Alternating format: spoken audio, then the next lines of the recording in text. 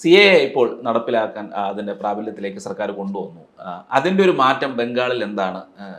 എല്ലാ കക്ഷികൾക്കും അതെങ്ങനെയാണ് അവരെ ബാധിക്കുന്നത്? അതിലൊരു നിർണായകമായിട്ടുള്ള ഒരു എന്താ പറയുക റോള് ഇപ്പോൾ CAAക്ക് ഉണ്ടാവുമെന്നാണ് പറയുന്നത്. രണ്ട് തരത്തിൽ. ഒന്ന് മുസ്ലിം വോട്ടേഴ്സിൻ്റെ ഇടയിൽ. ബംഗാൾ എന്ന് പറഞ്ഞാൽ 30% മുസ്ലിം ജനസംഖ്യയുള്ള ഒരു സംസ്ഥാനമാണ്. പ്രത്യേകിച്ച് ബംഗ്ലാദേശുമായി ബോർഡർ പങ്കിടുന്ന പല ഡിസ്ട്രിക്റ്റുകളിലും ഇവർ വളരെ നിർണായകമാണ് മുസ്ലിം വോട്ട് ബാങ്ക്. നമ്മളിപ്പോൾ പറഞ്ഞല്ലോ, ബഹ്റാംപൂർ ഉൾപ്പെടെയുള്ള മുർഷിദാബാദ്, മാൾഡ, ഈ ജില്ലകളിലെല്ലാം മുസ്ലിം പോപ്പുലേഷൻ വളരെ സിഗ്നിഫിക്കൻ്റ് ആണ്. അത് മാത്രമല്ല നോർത്ത് 24 പർഗനാസിലൊക്കെ ഉണ്ട് അവർ.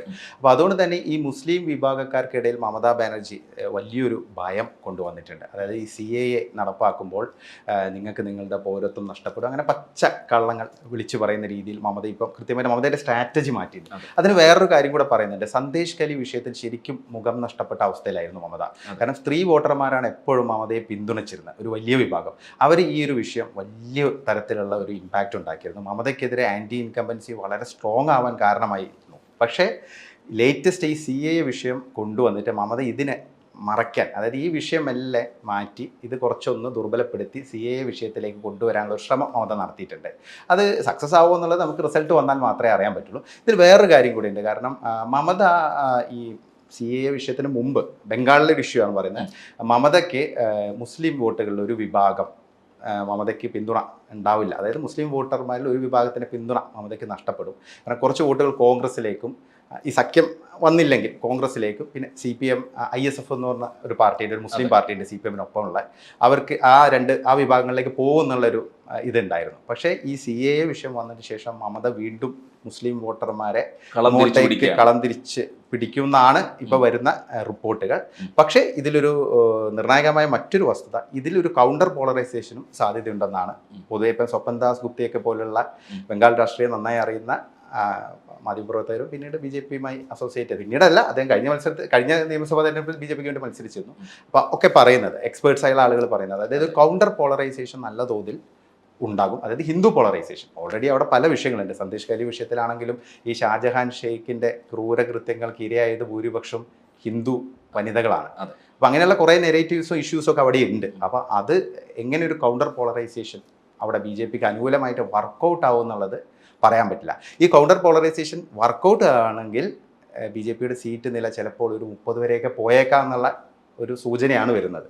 അപ്പോൾ അതുകൊണ്ട് തന്നെ ഈ CAA വിഷയം വളരെ ഇമ്പോർട്ടൻ്റ് ആണ്. പിന്നെ ബംഗ്ലാദേശിൽ നിന്ന് വിഭജനത്തെ തുടർന്ന് പ്രാണരക്ഷാർത്ഥം വന്ന വിഭാഗക്കാർ പല മേഖലകളിലും വളരെ നിർണായകമാണ്. പ്രത്യേകിച്ച് മത്വ കമ്മ്യൂണിറ്റി. ഈ മത്വ കമ്മ്യൂണിറ്റി എന്ന് പറഞ്ഞാൽ ഏതാണ്ട് 17% ബംഗാളിലെ ജനസംഖ്യയിൽ വരുമെന്നാണ് പറയുന്നത്. പക്ഷേ ഇവരൊരു മെയിൻ പ്രശ്നം, ഇവർക്ക് പൗരത്വം അതൊരു പ്രശ്നമായി നിൽക്കുകയായിരുന്നു. ഇവർക്ക് വോട്ടൊക്കെ ഉണ്ട്, പക്ഷേ ഒരു പാസ്പോർട്ടിന് അപേക്ഷിക്കാൻ പറ്റില്ല, അങ്ങനെയുള്ള ഒരുപാട് വിഷയങ്ങളുണ്ടായിരുന്നു. അപ്പോൾ ആ ഒരു വിഭാഗത്തിൽപ്പെട്ട ഒരു കേന്ദ്രമന്ത്രിയൊക്കെ BJP-ക്ക് ഉണ്ട്, ശന്തനു താക്കൂർ. ബോൻഗാവ് എന്ന് പറഞ്ഞ മണ്ഡലത്തിൽ നിന്നാണ് അദ്ദേഹം ജയിച്ചത്. അപ്പം ഈ ബോൻഗാവ്, കൃഷ്ണനഗർ, പിന്നെ റാണാഘട്ട് എന്നൊക്കെ പറയുന്ന ഈ നാദിയ ജില്ലയോടൊക്കെ ചേർന്ന് കിടക്കുന്ന പ്രദേശങ്ങളിൽ ഈ മത്വ കമ്മ്യൂണിറ്റിൻ്റെ വോട്ട് വളരെ നിർണായകമാണ്. അപ്പം മത്വ കമ്മ്യൂണിറ്റി കഴിഞ്ഞ നിയമസഭാ തെരഞ്ഞെടുപ്പിൽ BJP-യോട് പിണങ്ങി നിൽക്കുകയായിരുന്നു. കാരണം CAA കൊണ്ടുവന്നെങ്കിലും അതായത് നടപ്പിലാക്കാൻ വൈകി എന്നുള്ളൊരു പ്രശ്നം ഉണ്ടായിരുന്നു. പക്ഷേ 2019 BJP-ക്ക് അനുകൂലമായിട്ടാണ് ഇവർ വോട്ട് ചെയ്തത്. അതുകൊണ്ടാണ് BJP-ക്ക് ഈ ഒരു മുന്നേറ്റം പല മേഖലയിലും ഉണ്ടാക്കാൻ പറ്റിയത്.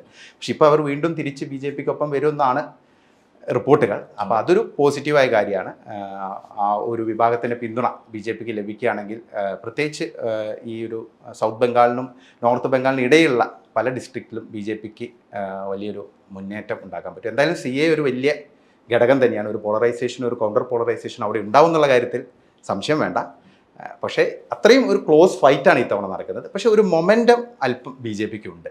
പക്ഷേ ആ മൊമെൻറ്റം മമതയാണ്. നമുക്ക് ഒരിക്കലും മമതയെ എഴുതി തള്ളാൻ പറ്റില്ല. ഇപ്പോൾ ഏറ്റവും ഒടുവിൽ മമതയുടെ പരിക്കും, പരിക്ക് അന്ന് പിന്നെ വീൽ ചെയറിലിരുന്ന്, അന്ന് വീൽ ചെയറിലല്ല, നിയമസഭാ തെരഞ്ഞെടുപ്പിന് തൊട്ട് മുമ്പ് കാലൊടിഞ്ഞു എന്ന് പറഞ്ഞിട്ട് വീൽ ചെയറിലിരുന്ന്, അതൊരു വലിയൊരു ചേഞ്ചാണ് ഉണ്ടാക്കിയത്. തീർച്ചയായിട്ടും ദീദിക്ക് വോട്ട് കൊടുക്കാൻ വേണ്ടിയിട്ട് അങ്ങനെയാണ് നിയമസഭയിൽ അത്ര ഒരു മാറ്റം ഉണ്ടായത്.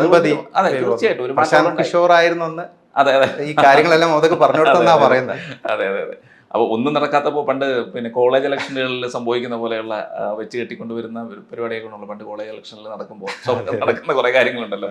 അതുപോലെ മമതയും അങ്ങനെ ചെയ്തു. അതിന്റെ ഗുണം അന്നുണ്ടായി. ഇപ്പോൾ ഇലക്ഷൻ എടുത്ത സമയത്ത് മമത വീണ്ടും വീണിരിക്കുകയാണ്. ഇപ്പോഴത്തെ സ്ഥിതി അറിയില്ല, എന്താണ് അവസ്ഥയെന്ന് അറിയില്ല.